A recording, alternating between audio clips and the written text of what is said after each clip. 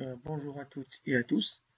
Aujourd'hui, je vous propose la réalisation d'un tableau d'emprunt sous Excel en utilisant des fonctions principales VPM, fonctions prince pair, int pair et moins décalé que je l'ai déjà expliqué dans une vidéo précédente. Pour commencer, nous allons travailler sur l'exemple suivant. Monsieur Dinosaur qui a emprunté 10 000 dirhams avec une durée d'un an, avec un taux annuel de 6%. La date de contrat, c'est le 15/10/2020. Et le remboursement, ça va se faire sur la base des mensualités constantes de fin de période. Donc, Excel va nous donner automatiquement le tableau d'amortissement d'un emprunt avec la possibilité de faire des changements au niveau du montant, au niveau de la durée, au niveau des taux et au niveau de la date des contrats. Ce qui va nous aider à faire plusieurs changements. Très bien. Maintenant, on va remplir les cellules relatives au capital emprunté. On a emprunté 10 000 dirhams. La durée, c'est un an. Le taux, c'est 6%. Date des contrats, le 15/10/2020 sous la forme de la date. Et la mensualité. Ici, on va utiliser la formule de VPM. Fonction VPM, qu'on a déjà vu dans la vidéo précédente. VPM. Ici, on va rentrer les différents éléments qui constituent la fonction VPM. Le taux, c'est 6, mais il est annuel. Je le divise par 12, puisque nous travaillons par mensualité. NPM, c'est le nombre pour la durée période totale, c'est un an fois 12 mois. La valeur actuelle, c'est le montant emprunté. VC, c'est 0. Le type et les fins de période, donc on va mettre ici 0. Et attention, le signe toujours est négatif. On va introduire le signe moins avant la formule VPM. Donc je vais cliquer OK. Et puis je vais changer le signe en introduisant moins avant la fonction. Entrée. Donc la mensualité que doit payer M. Denassor chaque mois, c'est 860,66 dirhams. L'échéance. Là, la première échéance, la période, le premier mois, donc je vais mettre ici 1. L'échéance, je vais recourir à la formule ou bien la fonction mois décalé. Mois, je double-clique. Date de départ de contrat, c'est le 15/10/2020. Et le mois sur lequel nous travaillons, c'est le premier mois, donc la période 1. Et je vais cliquer Entrée. C'est donc un mois après, c'est le 15/11/2020. Capital restant au début de période de la première année, c'est tout simplement c'est le montant emprunté. Le capital remboursé, là on va recourir encore une fois à une autre fonction qui est prince pair égale prince pair. Je double-clique et je vais entrer les différents éléments, le taux, la période, l'NPM, la valeur actuelle, valeur cible et le type. Pardon, ici je vais mettre égal. Le taux, c'est 6 divisé par 12. La période, c'est la première période. Le nombre de paiements ou de remboursements, c'est 1 fois 12. La valeur actuelle, c'est 10 000 dirhams. La valeur actuelle, c'est 0. Et puis, on va mettre signe moins avant la fonction pour transférer le signe en moins un signe positif. Entrée. L'intérêt, la même chose. On va utiliser la fonction int pair. Int pair. Je double-clique et je vais faire entrer le taux, la période, NPM, etc. Insérer fonction. Le taux, c'est 6 divisé par 12. La période, c'est la première période. NPM, nombre de versements, c'est 1 fois 12. La valeur actuelle, c'est 10 000 dirhams. La valeur cible, c'est 0. Moins 50. Et je vais faire rentrer moins avant la fonction. Donc, c'est 50 dirhams par mois. La mensualité, là, je vais utiliser la fonction si, les fonctions logiques égales si la période ici est égale à s'il n'y a pas une période, donc je vais mettre s'il n'y a égal rien, s'il n'y a rien. Qu'est-ce qu'il faut mettre? Il faut mettre rien. Sinon,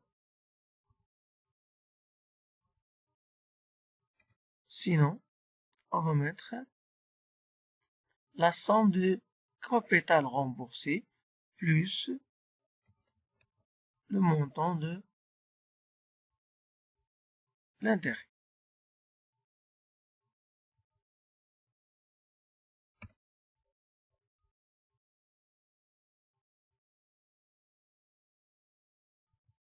Et puis, je vais cliquer sur Entrée. Donc, pour vérifier est-ce qu'on a fait une erreur ou non, vous voyez ici que vous allez bel et bien, c'est le montant de la mensualité. La même chose sera fait pour le capital restant dit fin de période égale fonction si la période égale si j'ouvre la parenthèse la période est il n'y a rien, donc qu'est-ce qu'il faut mettre? Il faut mettre rien. Sinon, il faut mettre la différence entre le capital restant du début de période et le capital remboursé ou bien la partie remboursée du capital emprunté. Égal, ça va donner 9189,34 et ce sera le capital restant dû fin début de période de l'année suivante. Égal, je clique sur G8. Pour la deuxième ligne, on va mettre des petits changements. Donc pour la période, qu'est-ce qu'il faut mettre pour la période? C'est B9 ou B8. Je vais égal si B8 qui est la période précédente est supérieur à la durée totale qui est B2 fois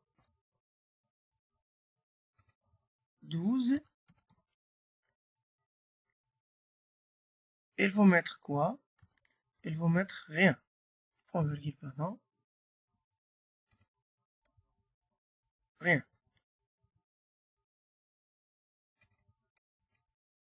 Sinon, point virgule, il faut mettre B8 plus 1.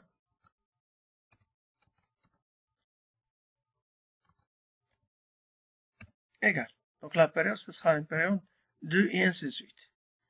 Pour l'échéance, là, bien sûr, le même raisonnement, on va recourir à la fonction si, la fonction logique si B9 qui est 2 et égal à rien. S'il n'y a rien,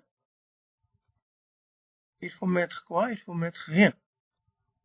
Sinon, qu'est-ce qu'il faut mettre? Il faut mettre moins décalé. Moins décalé. Entre quoi et quoi?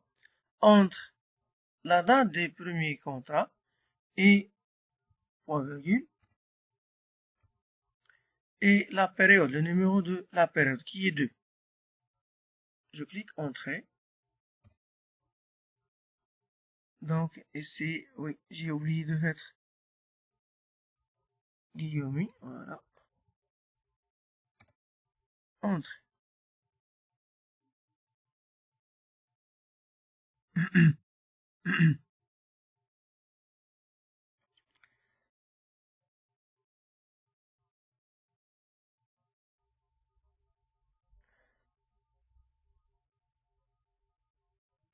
Pour l'échéance de la deuxième période, là on va utiliser la fonction si égale si B9 qui est la période de l'échéance, la deuxième période, est égal à s'il n'y a rien, s'il n'y a de blanc, il faut mettre quoi? Il faut mettre rien. Sinon, il faut mettre moins décalé, la fonction moins décalé,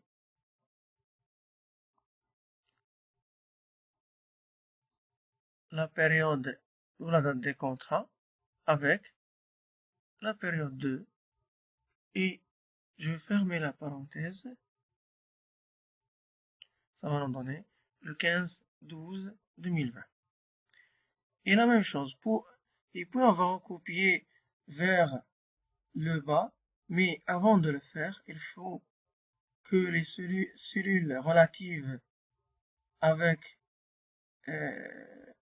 relative avec le symbole dollar à l'aide de F4.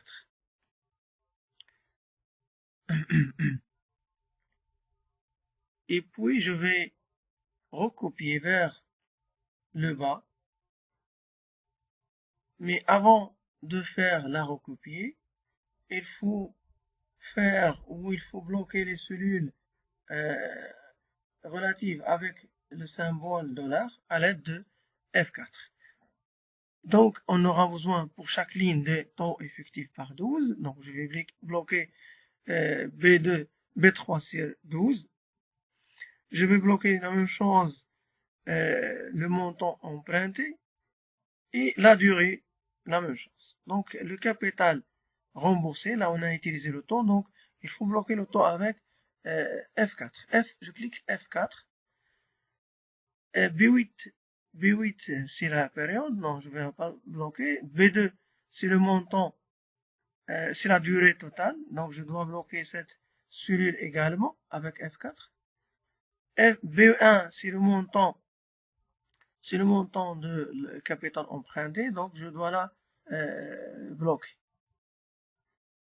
Entrée. L'intérêt, la même chose, je dois bloquer le taux, je dois bloquer la durée totale, et je dois bloquer également le montant emprunté.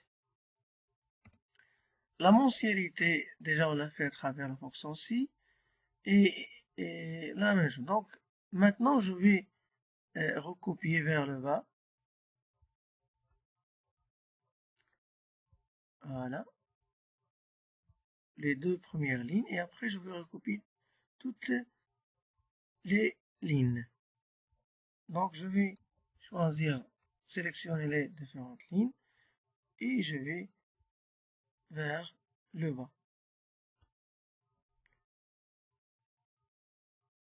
Donc s'il y a une erreur ici, ça veut dire que qu'on n'a pas bloqué une cellule, ce qui va nous donner erreur. Donc il faut chercher où on a fait l'erreur. Voilà, donc ici je vais chercher dans l'échéance. Voilà, donc B9. Oui, très bien. Donc B4, on n'a pas bloqué la date de départ qui est toujours le 15-10, donc je dois bloquer F4, entrée. Et en même temps pour la période, Oui, on n'a pas bloqué B2. Donc, je vais bloquer B2, entrée. Et par la suite, je vais sélectionner cette ligne-là. Et à travers la poignée, je vais tirer vers le bas. Ouais, très bien. Donc, ici, on n'a pas d'erreur. Regardez bien, si on a dépassé la durée qui est 12, donc c'est normal qu'on va avoir ce genre d'erreurs. Vous voyez ici qu'automatiquement, à la fin du 12e mois, on a tout remboursé. Maintenant, je vais faire des changements. Si on suppose que la durée de remboursement, c'est 2 et non plus 1 an. Donc, je vais choisir 2. Automatiquement, et le tableau doit être changé. 2, entrée. Très bien, donc ça va nous donner un petit changement au niveau de 22. Donc, il faut ajouter deux autres lignes. 24 mois. Voilà, donc ça c'est la fin des 24 mois. On a tout remboursé, zéro. Et TCA, si on arrive à changer le taux ou bien le montant emprunté, il y aura automatiquement un changement au niveau de table d'amortissement. Maintenant, on va calculer, je vais reprendre 1. On va calculer maintenant le montant total des mensualités égal, total, somme, fonction somme. Nous voulons savoir maintenant combien ça va nous coûter globalement l'emprunt, donc total de mensualité, F8 jusqu'à F19. Je clique Entrée, donc on a emprunté 10 000 dirhams, ça nous coûte 10 327,97 dirhams au bout de 12 mois. Total des intérêts égale somme, la fonction somme des intérêts. Le total, le coût de l'emprunt, c'est 327,97. Le capital emprunté, c'est 10 000 dirhams. Et le coût de l'emprunt, c'est le montant, je compare le montant des intérêts par rapport à l'emprunt. Total intérêt divisé par le montant de l'emprunt, ça va nous donner un taux de 3,28%. S'il y a des changements au niveau de la durée, donc supposons qu'on a emprunté sur 2 ans, est-ce qu'il y aura des changements au niveau de ces différentes cellules? Oui, très bien, vous voyez, c'est que le taux augmente avec la durée probable de vie. Et automatiquement, il va y avoir des changements au niveau de ça. Voilà. Voilà, comme ça on a terminé avec cette vidéo. Merci pour votre attention et à la prochaine, Inch'Allah.